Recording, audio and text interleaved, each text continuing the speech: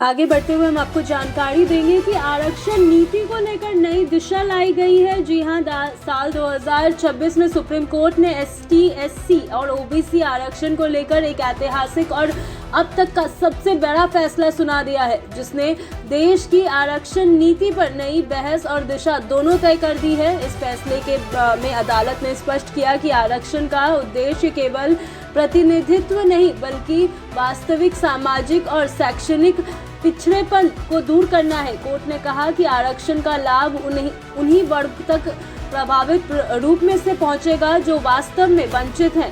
इसके लिए सरकार को डेटा आधारित और न्यायसंगत नीति बनानी होगी। फैसले में क्रीमी लेयर, वर्ग के भीतर उप वर्गीकरण और समय समय पर आरक्षण की समीक्षा जैसे मुद्दों पर भी अहम टिप्पणी की।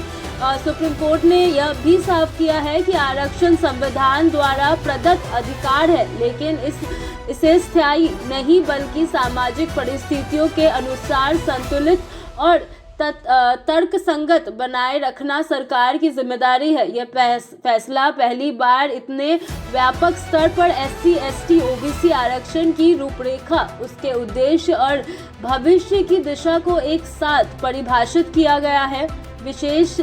विशेषज्ञों का मानना है कि इस निर्णय के बाद केंद्र और राज्य सरकार को अपनी आरक्षण नीतियों में बड़े सुधार करने ना पड़े सकते हैं, जिसके असर शिक्षा, नौकरी और सामाजिक संरक्षण पर लंबे समय तक देखने को मिलेगा।